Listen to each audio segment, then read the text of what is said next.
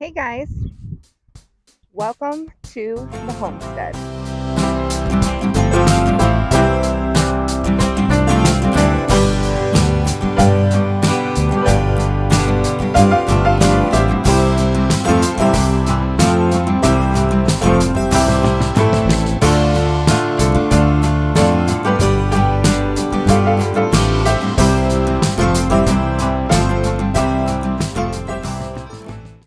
I am going to share a tour in this video of our entire property. If you're just visiting for the first time, my name is Beth. My husband Tommy and I, along with our 7 children, have been living on this property since late 2019. So this is our 4th summer being here. And though we've only been here 4 years, we have been doing homesteading things in some capacity for the last 10 or 11 years now. We have 5 total acres here in mid Michigan. And when we purchased this property, it was not a working farm or homestead. In fact, there had been animals here a little bit. For the most part, it had not had livestock or gardens for at least 50 years that I know of. So we have poured a ton the last several summer times into building up infrastructure and fencing, as well as adding lots of different animals in growing spaces. Let's check out where we're at. So our 5 acres is actually split kind of right down the middle by this line of pine trees to the west side of our house. And kind of on the east 2.5 acres is the main hub of our property. That's where our house and our outbuildings are. It's where our main growing space is. It's where the majority of our animals are housed. So we're going to take a look at this section first, and then we'll go over to the other 2.5 acres. First up in the front yard here, you'll see we have 2 different little tractors that are moving around.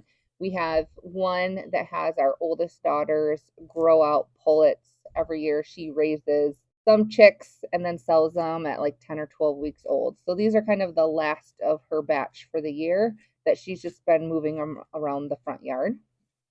And then in this other tractor, we have our first batch of meat rabbits. These were born on our farm in April.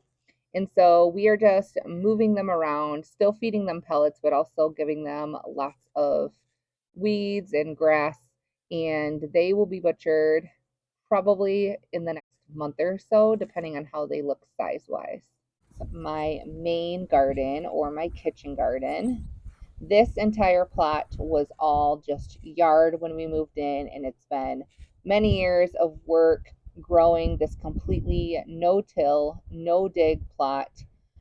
I've done other tours of this space on our channel if you want a little bit more in-depth look. The pasture in front of the barn is about 1/4 of an acre.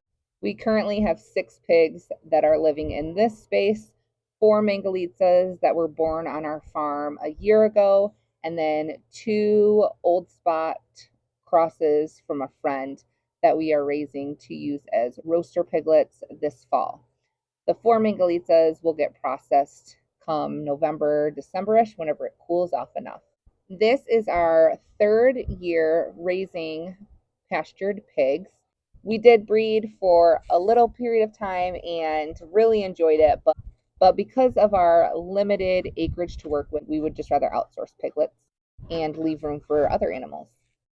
Next to the driveway here is probably kind of unsightly to some people, but to us, this is like a wonderful wealth of collected resources. So we have a big pile of wood chips here that we got for free from a local tree service. We also have some wood from a tree that was taken down by the road from the county, and we will of course cut that up and add it to our stack of firewood. And then I also have a pile of compost from last year. I'll be able to flip that and use that on my gardens or anywhere else that needs it.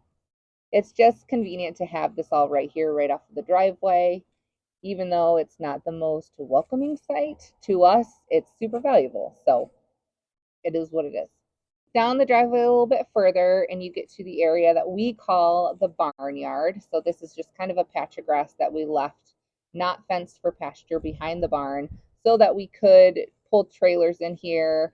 Sometimes we will graze our milk cow back here. I have dreams of adding a big greenhouse in this space someday.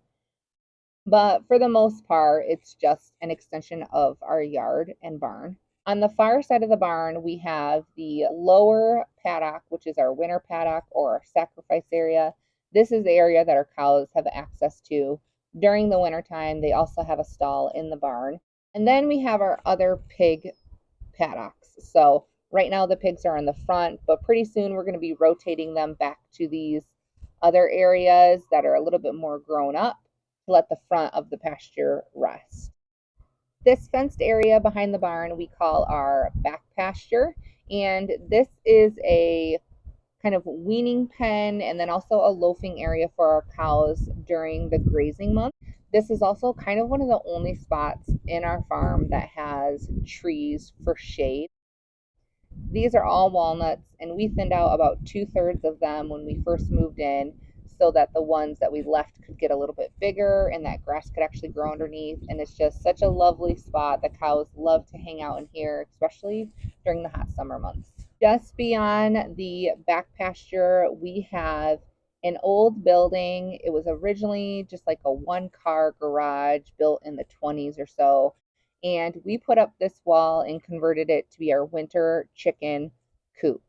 And we haven't completely finished it yet. We do plan to put a door on the outside, but because the opening faces east, it hasn't been a big problem in the winter, being not totally blocked off.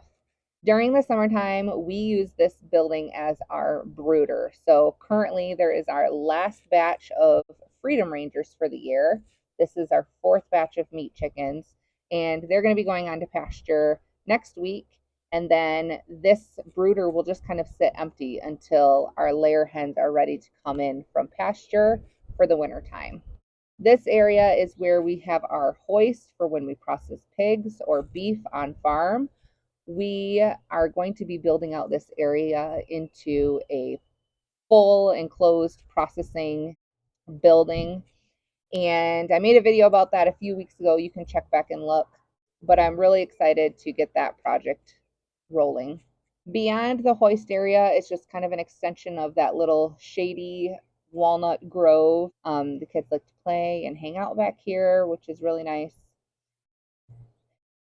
And we do have an attached run for the chicken coop that houses our breeding stock for our meat rabbits.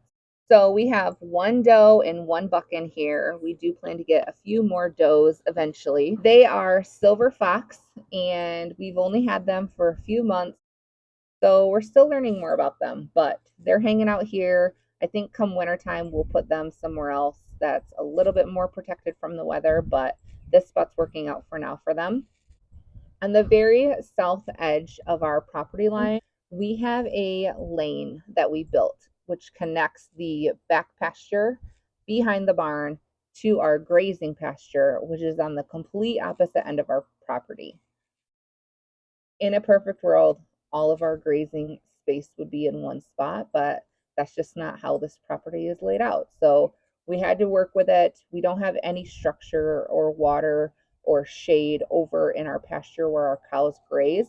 So this is a way for them to get access back to their water and to their shade. It also makes it easy for me to bring our milk cow in to the barn for milking, and it doesn't take up that much of the backyard.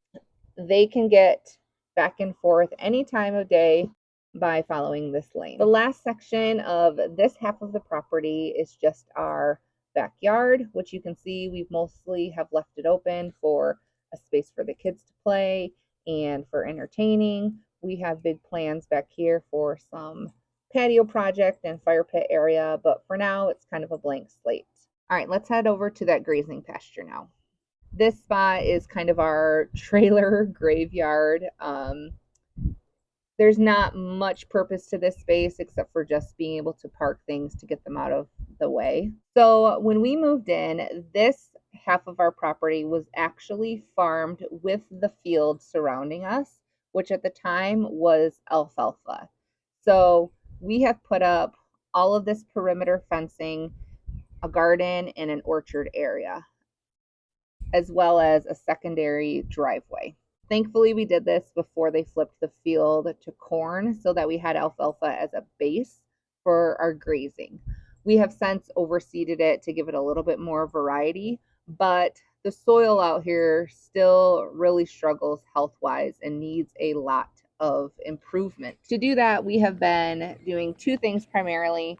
We are rotationally grazing our two cows, Fern, who is a 14-month-old heifer, and then her mom, Casey, who is our family milk cow. Our plan is to breed Fern at the end of summer, early fall, so that she can have a calf at the end of next spring. So they are out here for about 6 months of the year and able to graze on just this 2-acre pasture. We also use this pasture to grow all of our meat chickens. This year we're growing about 400, which is the most that we've ever done in this area. We move our meat chickens around in these sets of chicken tractors. So right now our 2 tractors that we're moving have Freedom Rangers that are about 8 weeks old, and they will move a little bit behind the cow so that way the cows don't mess with them. The pasture over here I mentioned is about 2 acres, and it's kind of this U shape that goes around our secondary garden plot slash orchard area. This is an area I call my orchard garden. It has, I think, 9 fruit trees and then a bunch of perennials that are newly getting established underneath. And I hope to actually double and have a second row of the same style of orchard right next to it. We actually didn't plant much in this garden plot this year. I have 2 50-foot rows of potatoes way over near the house, and that's it. And that's just because I have a 5-month-old baby and a lot of other things that are going on around the farm. So I needed to make cuts somewhere. So not planting this garden plot was what I decided against doing. And instead, we're using this space to rotate our layer chickens. Not only can they keep the weeds down, but they can also add some manure into this area that needs a lot of help soil-wise. Here is the secondary driveway that we put in, which isn't anything fancy, but it gives us a way to easily access this part of the property with the tractor or truck. We also have another lovely load of wood chips over here. And if you sneak back through the lilac bushes here, that will take you back to the front of the house and the front yard. But let's go down the driveway and look at what we call the old orchard. So this is an orchard that was put in about 25 years ago, I believe. I don't know that it was really ever maintained very well, so it's super overgrown. But the trees here, most of them at least, actually produce really well, and we're very thankful for them. So we've been slowly pruning them back each year, probably not as intensely as we could. But the biggest challenge with pruning them is honestly just being able to access the higher up portions of it. Either way, it's a really lovely spot to come and hang out. It's a nice shady spot right next to the house.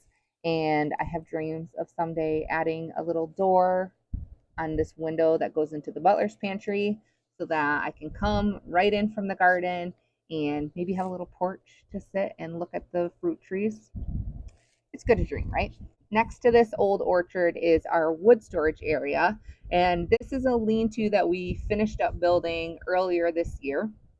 It's not completely full yet, but it has a good amount of what we will need for this coming winter. And otherwise, it just houses things like our lawnmower and outdoor tools. My husband has his biochar stuff stored in the front portion here. Very thankful for this storage spot though. It's convenient to have the wood under cover, kind of all in one space. Now there's one more spot that I need to show you for our homestead, but it is actually in this door on the back of the garage, and this is our scullery. I have a whole video with a tour of our scullery and kind of when we built this out. This space was originally a one-stall garage on the back of our main garage, and we enclosed it to be a processing room slash summer kitchen, canning area slash milk house, basically. So this is where I store all of my milk supplies. I do a lot of canning out here. We do a lot of butchering and packaging in this space. And admittedly, it's kind of a catch-all right now because I haven't been using it for preservation season yet. But it's so nice to have a space that we can do kind of all that messy work of a homestead outside of my primary kitchen, which is where I like to just be able to feed people and not have to like dance around preserving stuff too. The other wonderful part about this scullery is that the door on the left there goes right down to our root cellar and our canned goods storage. So it is super convenient when I am done processing things to just take them directly down there versus having to go a longer route. The last animal to introduce you to are our two livestock guardian dogs. We have Chloe and Samson. Chloe is about a year and a half old, and Samson is about 7 months. And they are both Great Pyrenees with a little bit of Anatolian in them. So they are our fearless chicken protectors. I would not have chickens without these dogs. We have had several different ones throughout the last 10 or so years, and they are such an asset to a homestead. There is one more space that I can't have you leave without showing you, and that is the porch. Even though the porch is not technically part of our homestead as far as production wise, it is definitely an iconic spot on our property. It is where we sit and admire all of our hard work. It's where we sit and we dream and we chat with friends, and it's where we have herbs and food laying out to cure. It is a space that we can rest and we can drink coffee and we can rehydrate between our work. And I just love it so much. And I love to hang out on this porch and chat with so many of you. Thank you so much for hanging out and taking a tour. If there's any things you have questions on, please leave them in the comments below. I'd be happy to make a future video answering them. If you want to hang out and see more about our homestead, make sure to subscribe. Talk to you guys later.